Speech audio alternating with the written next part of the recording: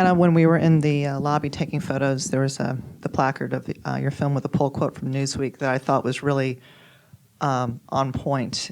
They called this "boyhood from a trash can," and frankly, and now that I saw it, it's like, of course, it is. It is very similar in terms of that structure.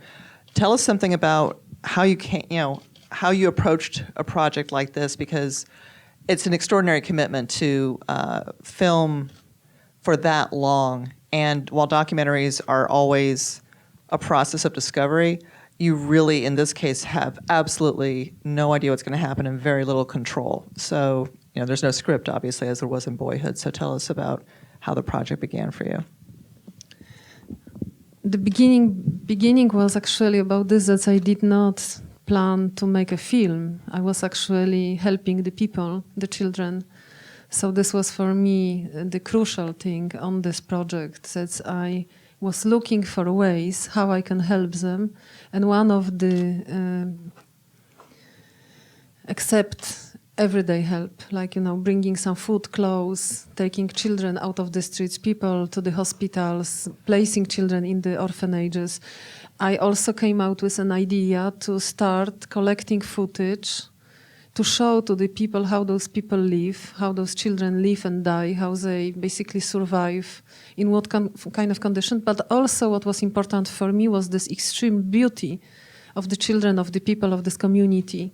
So I did not know that this will take 15 years, but... How did you discover the community in the first place? I actually started to help the children on the streets of Moscow, and those children took me to the garbage dump. So I would not know absolutely that there is something like this behind the fence, on the other side of the fence. And it's also a very difficult project because it was completely forbidden to be at the garbage dump. Obviously, this is like a protected, it's actually, in Russia, it's called military area, like a military traverse. And not the one where you kind of have the training, but because there is heavy machinery in the operations, you don't want the stuff which come to the garbage go back to the market. So then people are not allowed to come in and collect this stuff. So it's a huge mountain, this particular garbage dump. So for those different reasons, it was absolutely... And then it's a mafia-run place. It's a lot of money because on every kilogram, on every pound of the recycling materials, you are earning, let's say, $1 on every pound. And I'm curious, as you say, it's a mafia-run operation. Certainly, they must have been aware of the people who were living there. And did they just tolerate it? Did they try? Did they allow it? Did they try to eradicate them? Well, the people are the workers, so they did want the people be there. But at the same time, there was no one who would make any human-like conditions for these people to live. So they are workers. They are the one who pick up the garbage, and they can do this business because of this. So they are welcome.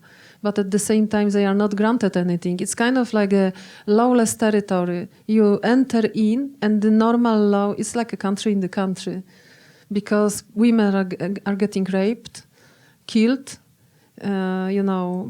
Anything can happen there. The ambulance wouldn't come. The police is actually protecting the place from outsiders.